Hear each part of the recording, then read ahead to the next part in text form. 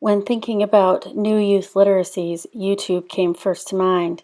Invented only in 2005, it's one of the newest literacies available to youth and has thoroughly been embraced by them and everyone else as the place to go to find videos about cats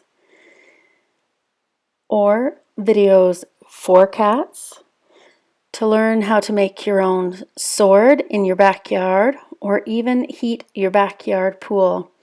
You can go to YouTube for all sorts of medical advice from actual experts and self-appointed experts.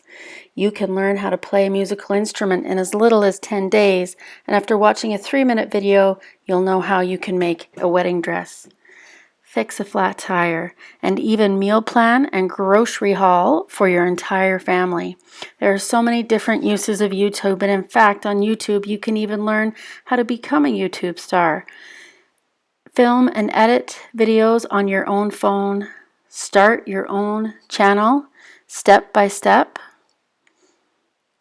and of course, monetize your work so that you can become a millionaire. In their 2019 paper titled "What Are Teens Doing with YouTube? Practices, Uses, and Metaphors of the Most Popular Audiovisual Platform," Perez, Massenet, and Scolari interviewed thousands of youth and asked them how they are using YouTube. And they discovered that they could take their uses of YouTube and divide them up into 5 different categories that detailed the way that youth use YouTube on a regular, everyday basis. The youth even identified it as their go-to use of the internet. The first was titled radiophonic. In other words, they use YouTube as a radio to listen to the music they enjoy. The second use is a televisual use. They use YouTube as a television, a way to view shows that they enjoy, discover new shows, and to even watch shows that they already know they enjoy, but which they may have missed originally the first time it came around. The third use is called the productive use.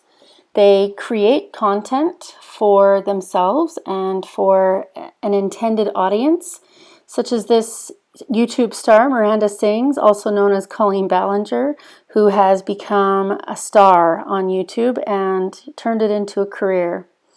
Next is social.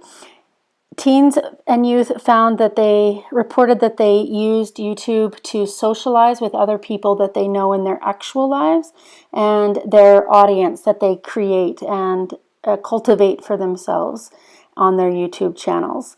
This YouTube star, Beatrice Caruso, is sitting in her car talking to all of us like we are her very best friends. Finally is the educative use. Youth reported that they used YouTube to help them finish their homework quite often. If they are stuck on a problem and don't know how to do something in math, they use YouTube as a search engine to find a math teacher or math expert who can help them with their math homework. They use it to look up information for reports for other classes. And YouTube has many uses, and it has a variety of capacities and resources that people all over the world can access whenever they need to. This really brings to mind the need for critical literacy skills to be taught to our youth so that they know who they're taking advice from, whether that person is a good source of information for homework help or for how to heat your pool instructions before they launch into using that advice. It's important that they also understand how YouTube uses their information in order to recommend more things for them to watch. You can probably learn a little bit about me and what I've been doing late at night after I'm ready for bed just by looking at the suggested videos that YouTube is recommending to me. YouTube is an important youth literacy, and it's important that we go ahead and embrace it as such. The literacies that are required in order to create a YouTube video are vast and varied, and as you can see from my project here, it can take a while to learn exactly how to use them all. It's also important that we teach our students to be critical consumers of the information that they're receiving on YouTube, and that they recognize how they are using YouTube in order to best utilize it in their lives and in their education. YouTube is certainly one of the most popular audiovisual platforms.